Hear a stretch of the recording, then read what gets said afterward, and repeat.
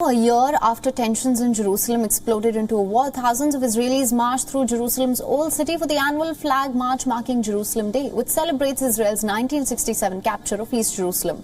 Reports estimate that over 70,000 Jewish Israelis paraded through the streets. They entered the city through the highly symbolic Damascus Gate and walked through the Muslim quarter to the Western Wall, waving the national flag. Most hoisted the Israeli flags, while others, they sang, they danced. Some of the marchers chanted slogans such as "Death to Arabs."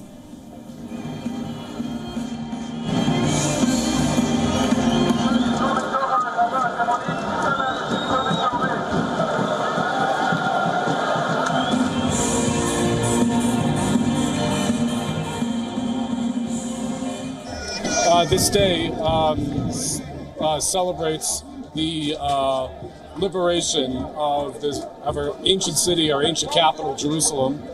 And it's symbolic to and important to tell the whole world that this is our ancient and historical national capital. Incidents of violence have been reported during the march, even though the authorities had deployed more than 3,000 police officers ahead of the march. Scuffles reported across the Old City, with both sides clashing, throwing glass bottles. Reports also suggested that over 75 Palestinians were injured during the violence. Many Palestinians staged protests, raising flags. The police clashed with the protesters here, used tear gas, rubber bullets, batons to control the situation. Now, Israeli police said that they arrested over 60 people for disorderly conduct or assaulting police officers, and that 5 officers had been injured. This after Prime Minister Naftali Bennett ordered police to show zero tolerance towards Jewish extremists. Counter rallies were staged by Palestinians at West Bank. Israeli security forces also clashed with the protesters who set tires ablaze here. In Gaza, tens of thousands of Palestinians protested and marched and burnt an Israeli flag as well.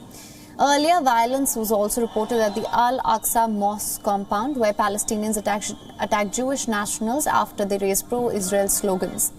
Israeli forces reported that the protesters barricaded the gates of the mosque and pelted stones at them from inside the mosque.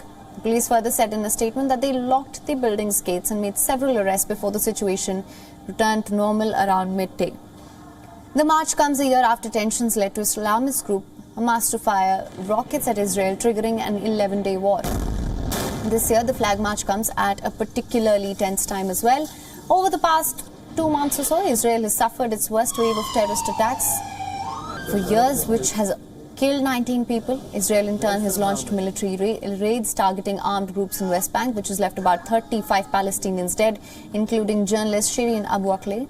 The decision by Israeli Prime Minister to allow the march has also been criticized. West Bank's Palestinian Authority warned that the march will lead to further escalation of war, while neighboring nation of Jordan, which remains a custodian of Jerusalem's Muslim holy site, also warned against the march.